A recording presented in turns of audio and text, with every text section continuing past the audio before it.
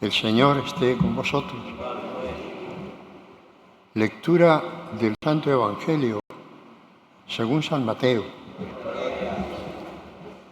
En aquel tiempo Jesús propuso otra parábola a la gente, diciendo: el reino de los cielos se parece a un hombre que sembró buena semilla en su campo, pero mientras los hombres dormían, un enemigo fue y sembró cizaña en medio del trigo y se marchó. Cuando empezaba a verdear y se formaba la espiga, apareció también la cizaña. Entonces fueron los criados a decir al amo: Señor, ¿no sembraste buena semilla en tu campo? ¿De dónde sale la cizaña? Él les dijo: un enemigo lo ha hecho. Los criados le preguntaron: ¿quieres que vayamos a arrancarla? Pero él les respondió: no, que al recoger la cizaña podéis arrancar también el trigo. Dejadlos crecer juntos hasta la siega, y cuando llegue la siega diré a los segadores: arrancad primero la cizaña y atadla en gavillas para quemarla, y el trigo almacenadlo en mi granero. Les propuso también otra parábola. El reino de los cielos se parece a un grano de mostaza que uno toma y siembra en su campo. Aunque es la más pequeña de las semillas, cuando crece se hace más alta que las hortalizas, se hace un arbusto, hasta el punto de que vienen los pájaros del cielo a anidar en sus ramas. También les dijo otra parábola. El reino de los cielos se parece a la levadura. Una mujer la amasa con 3 medidas de harina hasta que todo fermenta. Jesús dijo todo esto a la gente en parábolas, y sin parábolas no les hablaba nada, para que se cumpliera lo dicho por medio del profeta: abriré mi boca diciendo parábolas, anunciaré en secreto lo secreto desde la creación del mundo. Luego dejó a la gente y se fue a casa. Los discípulos se le acercaron a decirle: explícanos la parábola de la cizaña en el campo. Él les contestó: el que siembra la buena semilla es el Hijo del Hombre. El campo es el mundo. La buena semilla son los ciudadanos del reino. La cizaña son los partidarios del maligno. El enemigo que la siembra es el diablo. La cosecha, el final de los tiempos, y los segadores, los ángeles. Lo mismo que se arranca la cizaña y se echa al fuego, así será al final de los tiempos. El Hijo del Hombre enviará a sus ángeles y arrancarán de su reino todos los escándalos y a todos los que obran iniquidad, y los arrojarán al horno de fuego. Allí será el llanto y el rechinar de dientes. Entonces los justos brillarán como el sol en el reino de su Padre. El que tenga oídos, que oiga. Palabra del Señor.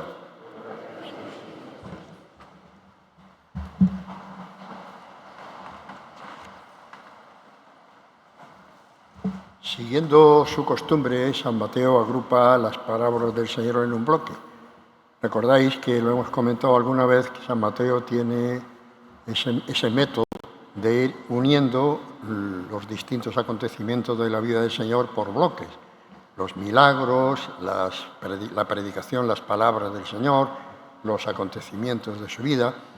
Seguramente el que redactó este Evangelio lo hizo con una intención catequética, la intención de que las comunidades cristianas que recibían este Evangelio fueran aprendiéndose el mensaje del Señor, se les fuera quedando. Y una forma de hacerlo era uniendo todas estas cosas.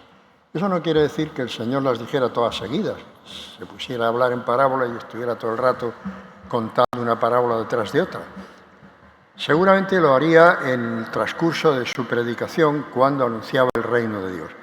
Si os habéis fijado, todas las parábolas tienen como objeto el reino de Dios. El reino de Dios se parece a, el reino de Dios es como, el reino, siempre el reino de Dios en el centro. Es la misión que Él ha traído a la tierra, el anunciar la buena noticia. Dios ha entrado en nuestra historia y viene a traernos la buena noticia de que somos hijos suyos y nos quiere como tales hijos. Entonces, en estas parábolas lo que nos va explicando es cuál es nuestra actitud frente a ese gesto amoroso del Señor que se mete en nuestra historia. Y curiosamente, de la parábola del domingo pasado, la parábola del sembrador y esta parábola de la cizaña, tenemos la explicación que da el mismo Señor a sus discípulos. Los discípulos le piden que les explique el sentido de la parábola y el Señor se lo explica. Entonces está claro lo que el Señor quería decir. El mismo Evangelio nos lo ha dejado claro. Quizá lo único que podemos meditar hoy en esta celebración nuestra es ver qué papel nos toca a nosotros, qué hacemos nosotros en este proyecto de amor que nos presentó el Señor a través de las parábolas. Bueno, lo primero que hemos de tener en cuenta es que hemos sido elegidos personalmente por Dios para un proyecto de amor. El ser humano no es algo que ha aparecido en la Tierra como consecuencia de una evolución ciega. No somos animalitos evolucionados, somos ni más ni menos que hijos de Dios elegidos personalmente. Nuestra vida tiene que ver con Dios. Es la primera consecuencia, el primer detalle que aparece en las parábolas del Señor. El reino de Dios es algo que se mete en nuestra vida con la fuerza y el poder de Dios. No son los poderes humanos los que nos van a llevar al desarrollo integral de nuestro ser, sino que es el amor de Dios el que nos lleva a la plenitud de la vida en el reino de Dios, que empieza ya aquí, pero que se culminará en la casa de nuestro Padre. Primer detalle, que tengamos claro que somos elegidos de Dios. Segundo detalle, nosotros podemos colaborar activamente en la llegada del reino que Cristo nos anuncia. ¿Recordáis la parábola del domingo anterior, la parábola del sembrador? La semilla que lanza el Hijo del Hombre, la palabra de Dios, el anuncio del reino, es la misma en todas las condiciones, pero unas veces cae en el camino, se lo comen los pájaros, otras veces cae en terreno pedregoso, otras veces cae en medio de abrojo y espinas, finalmente cae en tierra buena. Lo que quiere decir que hay distintos lugares de destino de esa palabra, y los distintos lugares de destino somos nosotros. Recordáis que el domingo pasado intentaba reflexionar yo mismo y hacerlo reflexionar a vosotros de que la respuesta a la palabra de Dios depende de la tierra que somos nosotros. Bien, es el segundo punto que nos transmite la predicación del Señor. Nosotros tenemos algo que hacer. Pero además viene una tercera parte, una tercera consecuencia de la palabra del Señor. Nosotros tenemos un montón de dificultades. Nosotros no somos autosuficientes de tal manera que podamos responder a esa invitación del Señor. ¿Por qué? Pues porque en nuestra historia, en la historia de la humanidad y en nuestra propia historia, hay una fuerza maligna que se ha metido en medio de nuestra historia. Es el diablo. El propio Señor nos lo ha dejado bien claro. Aquella semilla que cayó en el camino, vinieron los pájaros y se lo comieron, dice el Señor en la interpretación que les cuenta a los discípulos. El demonio les quitó la palabra del Señor. Pero es que aquí está más claro todavía. El Hijo del Hombre siembra la buena semilla, pero un enemigo siembra la cizaña. Ese enemigo, dice el propio Señor, cuando se le explica a sus discípulos, es el diablo. El diablo es una realidad presente en la historia de la humanidad. Queremos olvidarnos, no lo nombramos. No sé, hasta nos da miedo nombrar esa terrible realidad, pero está ahí y está presente. ¿Cuántas veces no hemos hablado entre nosotros que no se explica tanto sufrimiento en el mundo si no es porque hay una fuerza maligna que está intentando aplastar al ser humano? ¿Cómo se explican tantas guerras entre gente que no tiene nada que ganar ni nada que perder? ¿Cómo se explica el fanatismo de algunos grupos intentando quitar de en medio a los que no piensan como ellos? ¿Cómo se explica el afán de poder, de dominio de unos cuantos, sin importarles nada el aplastar a los más débiles, a los más pequeños? ¿Cómo se explica El ser humano por sí mismo es capaz de tanta maldad. Y entonces empezamos a pensar, sin recurrir a la revelación de Dios, que hay algo, una fuerza extraña que está estropeando la condición humana. Bueno, pues el Señor viene y nos dice, hay un enemigo de Dios y un enemigo vuestro, al que llamamos el diablo, y que está intentando romper ese proyecto de amor que es el reino de los cielos. Un enemigo ha entrado en el sembrado de la buena palabra para crear confusión, para crear odio, para crear rencor. Y a veces nosotros nos dejamos guiar por esa fuerza, por ese diablo que está intentando romper nuestra condición de hijos de Dios. Yo no sé si cuando vosotros eres jóvenes decís lo mismo que yo, o si se sigue diciendo, a lo mejor no. ¿Os acordáis de que cuando había alguno en el grupo que se dedicaba a hablar mal del otro, a poner zancadillas, a decir chilindrinas, y le llamamos cizañero? ¿Os acordáis? Es que ese es un cizañero, es una cizañera. Está metiendo, chinchando, jorobando. Bueno, pues esa es la historia de la humanidad. También nosotros, sin querer o queriendo, podemos llegar a ser cizañeros. Podemos dejarnos arrastrar por el mal, podemos dejarnos arrastrar por el egoísmo, por el afán de dominio, por la necesidad de prestigio, por ser importante, no sé. Cada uno de nosotros sabe lo que lleva dentro y sin darnos cuenta podemos estar sembrando la cizaña en el reino de Dios.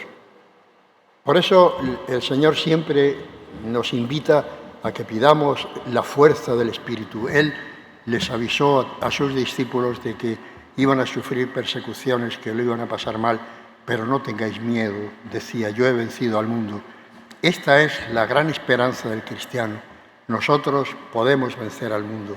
Al final, la última palabra la tiene el Padre Dios, que nos ama incondicionalmente. Arrancamos la cizaña, nos metemos en medio de la historia del hombre y vamos matando a todos los malos y montamos una guerra y acabamos. Y el Señor que nos dice, tranquilos, la última palabra la tiene Dios. Entre otras razones porque lo que a nosotros nos parece cizaña quizá no lo sea. Quizá incluso siendo cizaña, Dios tiene el poder y la fuerza de cambiar la cizaña en trigo. No sois vosotros los que tenéis que juzgar. Dejad el juicio en las manos de Dios. Vosotros esforzaos por dar fruto y dar fruto abundante. Pedidle al Espíritu del Señor que seáis tierra buena en la que germine la buena semilla. Y lo demás, Dios se encargará de ir guiando a la historia. Es la condición de los cristianos a lo largo de toda una historia, el intentar vivir cumpliendo la voluntad de Dios con la certeza de que Dios tiene la última palabra. Vamos a pedirle al Señor hoy que nos conceda esa fe, la fe de que Él no nos dejará, de que Él nos guiará hasta la plenitud de la vida. Nos ponemos de pie y confesamos la fe que nos ha transmitido la Iglesia a lo largo de los siglos. Creo en Dios, Padre Todopoderoso, Creador del cielo y de la tierra. Creo en Jesucristo, su único Hijo, nuestro Señor, que fue concebido por obra y gracia del Espíritu Santo. Nació de Santa María Virgen, padeció bajo el poder de Poncio Pilato, fue crucificado, muerto y sepultado, descendió a los infiernos, al tercer día resucitó de entre los muertos, subió a los cielos y está sentado a la derecha de Dios, Padre Todopoderoso. Desde allí ha de venir a juzgar a vivos y muertos. Creo en el Espíritu Santo, la Santa Iglesia Católica, la comunión de los santos, el perdón de los pecados, la resurrección de la carne y la vida eterna. Amén. Oremos al Señor nuestro Dios. El Espíritu acude en ayuda de nuestra debilidad para que pidamos lo que nos conviene. Para que las comunidades cristianas, como la levadura en medio de la masa, den testimonio de la esperanza en el reino, roguemos al Señor. Para que los gobernantes de todas las naciones sepan crear lazos entre los ciudadanos sin ningún tipo de discriminación, roguemos al Señor. Por todos los que sufren a causa de los juicios precipitados y temerarios de los demás, para que encuentren el consuelo en el corazón misericordioso de Cristo, roguemos al Señor. para que respetemos el juicio de Dios y no llamemos cizaña a lo que puede ser trigo. Roguemos al Señor. Encomendad al Señor vuestra propia intención.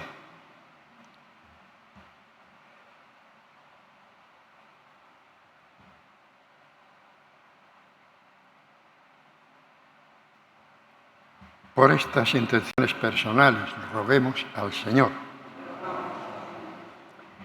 Escucha, Señor, la oración inefable del Espíritu Santo que ora con nosotros.